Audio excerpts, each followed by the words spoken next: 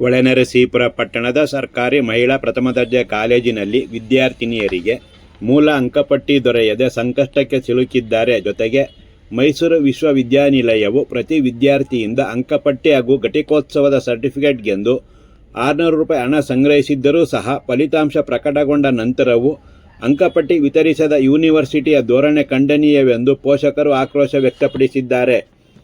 ಹೊಳೆನರಸೀಪುರ ಪಟ್ಟಣದ ಸರ್ಕಾರಿ ಮಹಿಳಾ ಪ್ರಥಮ ದರ್ಜೆ ಕಾಲೇಜಿನಲ್ಲಿ 2020-21ನೇ ಸಾಲಿನಲ್ಲಿ ವ್ಯಾಸಂಗ ಮಾಡಿದ್ದ ವಿದ್ಯಾರ್ಥಿನಿಯರಿಗೆ ಅಂಕಪಟ್ಟಿ ದೊರೆಯದೆ ಉನ್ನತ ವ್ಯಾಸಂಗಕ್ಕೆ ತೆರಳಿದ್ದರೂ ಸಹ ಅಂಕಪಟ್ಟಿ ದೊರೆಯದ ಕಾರಣ ಪರೀಕ್ಷೆಗೆ ದಾಖಲಾಗಲು ಸಾಧ್ಯವಾಗದೆ ಪರಿತಪಿಸುತ್ತಿದ್ದಾರೆ.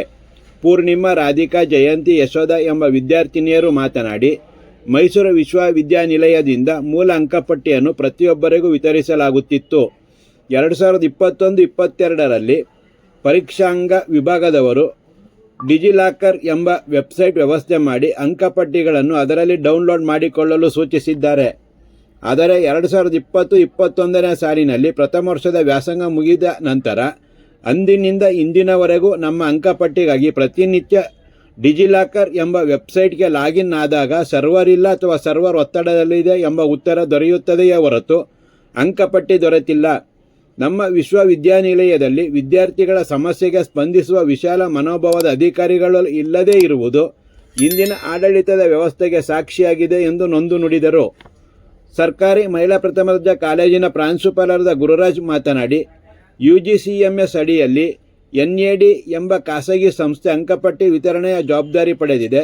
ಡಿಜಿಲಾಕರ್ ಎಂಬ ವೆಬ್ಸೈಟ್ ಸಮಸ್ಯೆಯಿಂದ ವಿದ್ಯಾರ್ಥಿನಿಯರಿಗೆ ತೊಂದರೆಯಾಗಿದೆ ಹಾಗೂ ವಿದ್ಯಾರ್ಥಿನಿಯರ ಸಮಸ್ಯೆ ಕುರಿತು ಮೈಸೂರು ವಿವಿಗೆ ಹಲವಾರು ಪತ್ರ ಬರೆದಿದ್ದೇವೆ ಎಂದರು. UUCMS ಎಂಬ ಅಂಕಪಟ್ಟಿ ಪ್ರತಿಯ ಡೌನ್ಲೋಡ್ ಮಾಡಿಕೊಂಡು ಪ್ರಾಂಶುಪಾಲರ ಸಹಿ ಪಡೆದು ಮೈಸೂರು ವಿವಿಯ ಕಾಲೇಜಿಗೆ ಸೇರಬಹುದು ಹಾಗೂ B.Ed, MA ಹಾಗೂ MBA ವಿದ್ಯಾರ್ಥಿಗಳು ಮೈಸೂರು ವಿವಿಯ ರಿಜಿಸ್ಟ್ರಾರ್ ಅವರಿಂದ ಸಹಿ ಪಡೆಯಬೇಕು ಎಂದರು. ಡಿಜಿಲಾಕರ್ ಎಂಬ ವೆಬ್ಸೈಟ್ ವ್ಯವಸ್ಥೆಯೇ ಸರಿಯಿಲ್ಲದೆ ಇರುವಾಗ UUCMS ಎಂಬ ಅಂಕಪಟ್ಟಿಯ ಪ್ರತಿ ಡೌನ್ಲೋಡ್ ಮಾಡಿಕೊಳ್ಳುವುದಾದರೂ ಹೇಗೆ ಎಂಬುದೇ ಯಕ್ಷ ಪ್ರಶ್ನೆಯಾಗಿದೆ. ಸಾಫ್ಟ್ವೇರ್ ಪ್ರಾಬ್ಲಮ್ ಆಗಿ ಡಿಜಿಲಾಕರ್ ಅಂತ ಬರುತ್ತೆ. ಇದು ಒಂದೇ ಅಲ್ಲ, ಥ್ರೋಟ್ ಸ್ಟೇಟ್. ಸರ್, ಇವಾಗ ಏನಾಗ್ತದೆ ಅಂದರೆ ಈಗ ಹೈಯರ್ ಎಜುಕೇಷನ್ ಸೇರಬೇಕು ಅನ್ನೋದು ಹೆಂಗೆ ಸರ್? ಅದಕ್ಕೆ UUCMS ಕಾಪಿ ಬರುತ್ತೆ. ಇಲ್ಲ ಸರ್, ಏನು ಸಿಕ್ಕಿಲ್ವಂತೆ. UUCMS ಕಾಪಿ ಬರುತ್ತೆ.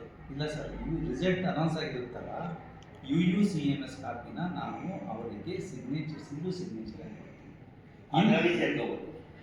ಸೇರ್ಕೋಬೋದು. ಬಟ್ ಒಂದು ಕಂಡೀಷನ್ ಅಂತಂದರೆ B.Ed ಸೇರೋರು, MBA ಸೇರೋರು ಪ್ರಿನ್ಸಿಪಾಲ್ ಸಿಗ್ನೇಚರ್ ಜೊತೆ ರಿಜಿಸ್ಟರ್ ಸಿಗ್ನೇಚರ್ ಮಾಡಿಸಿ. ರಿಜಿಸ್ಟರ್ ಅಂದ್ರೆ ಅಲ್ಲಿ ಯೂನಿವರ್ಸಿಟಿ ಅವ್ರ ಸ್ಟೂಡೆಂಟೇ ಹೋಗ್ಬೇಕು ಅಲ್ಲಿಗೆ. ಅವ್ರು ಎಲ್ಲಿ ಕೈ ಸಿಗ್ತಾರೆ? ರಿಜಿಸ್ಟರ್ ಯಾರಾದರೂ ಹಾಕ್ಕೊಡ್ತಾರೆ. ಡೆಪ್ಟಿ ರಿಜಿಸ್ಟ್ರಾರು, ಅಸಿಸ್ಟೆಂಟ್ ರಿಜಿಸ್ಟ್ರಾರು ತುಂಬ ಜನ ಇರ್ತಾರೆ.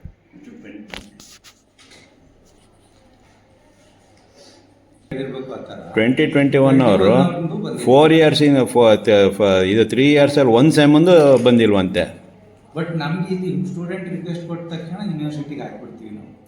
ಅವ್ರು ಯೂನಿವರ್ಸಿಟಿಗೆಲ್ಲ ಹೋಗಿ 3-4 ಸಲ ಹೋಗಿ ಈಗ ಮಾಸ್ ಕಾರ್ಡ್ ಹಾಳಾಗಿದೆ ಅಂತ ಹೇಳ್ಬಿಟ್ಟು ಡೂಪ್ಲಿಕೇಟ್ ಕಾಪಿಗೆ ಅಪ್ಲೈ ಮಾಡಿ ತಂದು ಕೊಡ್ತೀವಿ, ಕಳಿಸ್ತೀವಿ ಅಂತಾರಂತೆ.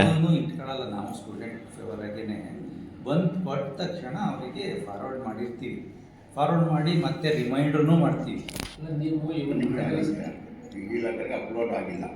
ಡಿಜಿಲಾಕರು ಸರಿಯಾಗಿ ಪ್ರಾಪರ್ ನಾಟ್ ವರ್ಕಿಂಗ್ ಪ್ರಾಪರ್.